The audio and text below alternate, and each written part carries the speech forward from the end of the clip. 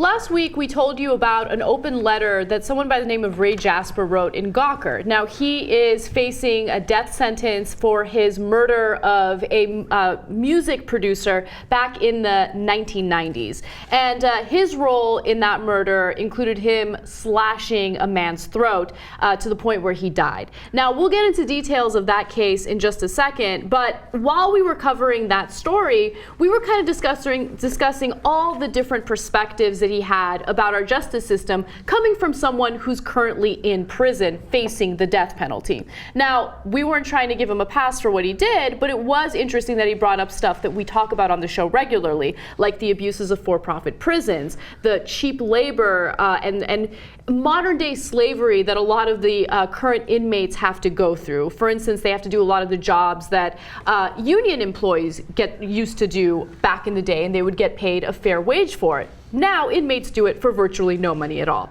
But anyway, the brother of the man who was murdered wrote a response to that letter. And it's also important to cover that because it gives you perspective into what Ray Jasper did in the 1990s. So the brother is Steven Alejandro, and the victim back in the 1990s was David Mendoza Alejandro. As I mentioned, he was a movie producer, and apparently Ray Jasper and two accomplices went into the studio in order to rob him, but they decided to murder him before they robbed him of all of his equipment because they didn't want to get caught. Now, obviously, they did get caught, they were prosecuted, and all three of them were convicted. Now, Steven Alejandro, the brother of the victim, writes the following. Jasper admits to then grabbing David by his hair, yanking his head back, and pulling the kitchen knife he brought with him across David's throat, slicing it open. David jumped up and grabbed his own throat from which blood was flowing. He began to fight for his life. At this point, Jasper called to one of his accomplices who rushed into the room with another knife. His accomplice then stabbed David Mendoza Alejandro 25 times. So I think we should have made clear in the story that Ray Jasper participated in the killing. Now, the medical examiner says the slicing the throat was not the proximate cause of death. The 25 stabbings was, right? And Ray Jasper keeps emphasizing that, but I think that point is not a good one, right?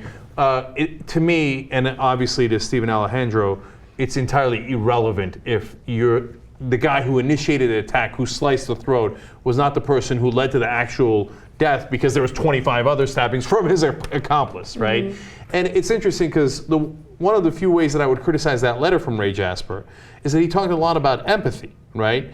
And to me, and after reading Steven Alejandro's letter, he's not showing a lot of empathy to the family. Apparently, according to Steven Alejandro, even during the proceedings, he told them, hey, listen, I'm not the one who killed him. No one cares about that. Like, you're trying to justify it in your own mind. You played a very, very dominant role in the murder of this man. Yeah, and you did it for a couple of bucks, and this the victim here was not a rich guy, record producer sounds rich. No, he slept in the production facilities that him and his dad built to save money so that he could pour his money back into the recording studio. Now, so I think that his brother's right on a lot of those counts, but unfortunately, he didn't read Jasper's letter, and I understand why. If I'm the victim's brother, I wouldn't want to read that letter either. But that letter stands on its own. And so I don't take anything back from what we said about it. Anna's right. What he says about, unfortunately, how they reconstituted modern day slavery in the prisons is right. He might not be a good role model to take on that role of trying to educate the American people about it, but it's absolute reality, okay? And he talked about how there are all these people calling for vengeance and who are theoretically pastors, right? But in the Bible, it talks about redemption. He's right about that. Mm-hmm. He talks about how odds are stacked against black youth these days. Now, in his case, doesn't get you a lot of sympathy because you killed this guy in cold blood, and it doesn't, so we're not really that interested in how the odds were stacked against you. The odds were really stacked against David Mendoza Alejandro, who you killed, right? Mm-hmm. But it doesn't negate the point. The point is still absolutely true. It was a powerful letter written eloquently that made good points. Now, the person who wrote that letter participated in that murder. And in that video, we talked about, doesn't mean he should be let out because he wrote a nice letter. Right. We said he should serve a life sentence. Absolutely. And to that point, What's interesting is Steven Alejandro, who's the brother who wrote this letter, says he's against the death penalty. I thought that was the most interesting part of the brother's response to Ray Jasper. He says, I'm one of those opposed to the death penalty. As far as I can remember, I have been in opposition to it. My brother David was not opposed to the implementation of the death penalty. We used to debate the topic often, sometimes vigorously. The defense asked me what my opinion of the death penalty was, and I said, I don't think it's relevant what my opinion is.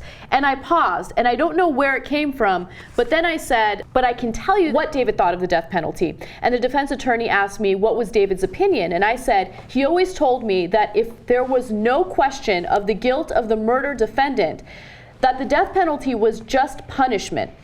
And then he also said, I never know for sure, but it's a pretty good bet that David's words uttered through me sealed Ray Jasper's fate. And so he felt a little conflicted about that because he was like, hey, does that make me a hypocrite? Because I was obviously, or I am obviously against the death penalty, but in that moment, I was basically advocating for it. Now, I think that's a really interesting perspective as well. First of all, the defense attorney screwed up. They must have gotten word that he was against the death penalty. They put him on the stand. When he doesn't answer your question directly, don't ask him what his brother thought. That's such a disaster. The first thing they teach you in law school is don't ask a question you don't know the answer to. And he walked right into it. Now, am I blaming Steven Alejandro for being a hypocrite? You killed someone I love? You know, hey man, that's a sad day for you. That's a little justice for my brother that I don't think I could have resisted.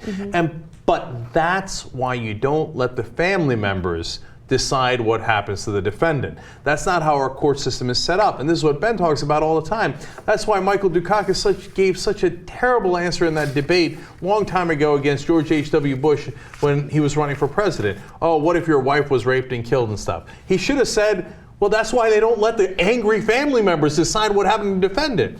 The death penalty is wrong on many counts, but the most important one is oftentimes we're not this sure. In this case, we have DNA evidence, we have a confession, we have all the story. But in a lot of cases, we don't have that. Right? I mean, you look at the number of people that have been exonerated as a result of DNA evidence, and you realize, wow, so many people have either already died as a result of bad evidence because of the death penalty, or people were about to die, but thankfully we had the DNA evidence to prove them innocent after they had already been convicted. So that's just one reason why I'm against the death penalty, but I also think it's ridiculous to murder people for murdering people, right? I think that sends a really bad message as well. So I think there's something fundamentally wrong with the logic there. Yeah, you know, I've always been torn on this issue. Lately, I have been swung a little bit in that direction as well, because it's like hitting your kid to show how he shouldn't hit other kids. Right. Yeah, there's certainly at least irony in that position, right? So, but overall in here, I loved Ray Jasper's letter for all the points that he made that were valid, and I thought it was incredibly poignant, despite who it came from, okay? Right. And I also love Steven Alejandro's letter, because I think it's important to get both perspectives there. And so that's what life is about. It's not black and white. It's complicated, it's nuanced, it's gray. So yes, Ray Jasper could be a killer, but still make really good points about our prison system. And yes, Steven Alejandro could be really angry at what was done to his brother and still be against the death penalty, and still have said what he did on the stand about Ray Jasper. All those things are perfectly valid.